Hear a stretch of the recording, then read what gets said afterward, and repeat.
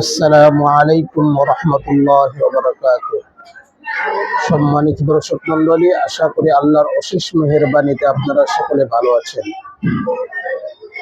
সম্মানিত দর্শক মণ্ডলী, আজ খুব গুরুত্বপূর্ণ একটি বিষয় নিয়ে আপনাদের সামনে উপস্থিত হয়েছি। বিষয়টি হলো, স্বপ্নে যদি কেউ সূরা ফাতিহা পাঠ করতে দেখে তাহলে তার কি ব্যাখ্যা।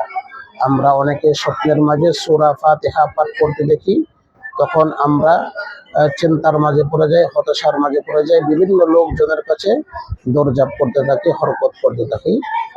স্বপ্নে সূরা ফাতিহা পাঠ করার কি ব্যাখ্যা, এই ভিডিওতে আজকে আপনারা জানতে পারবেন ইনশাআল্লাহ।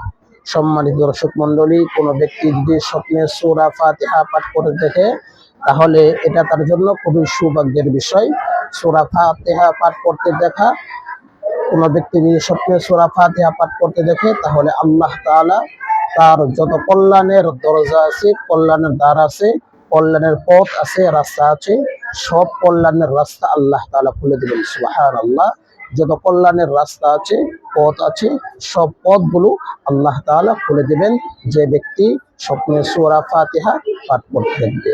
সম্মানিত দর্শক মণ্ডলী, সূরা ফাতিহা পাঠ করতে দেখা, এটা কোনো ব্যক্তি যদি স্বপ্নে সূরা ফাতিহা পাঠ করতে দেখে, এটা তার জন্য যত অকল্যাণকর বিষয় আছে, যত অকল্যাণকর বিষয় আছে, অকল্যাণের যত দ্বার আছে, রাস্তা আছে, সব রাস্তাগুলো আল্লাহ তাআলা বন্ধ করে দিবেন।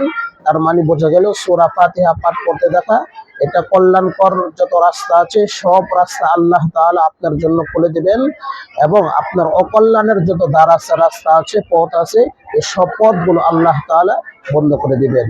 এই জন্য যারা আমরা স্বপ্নে সূরা ফাতিহা পাঠ করতে দেখব, তখন আল্লাহ তাআলার কাছে মোনাজাত করব, দোয়া করব, আল্লাহ তাআলা যেন এই ধরনের স্বপ্ন আপনাকে, আমাদের সবাইকে বেশি বেশি দেখার তৌফিক দান করেন। ভিডিওটি কেমন হয়েছে সবাই লাইক কমেন্ট করে জানাবেন ইনশাআল্লাহ।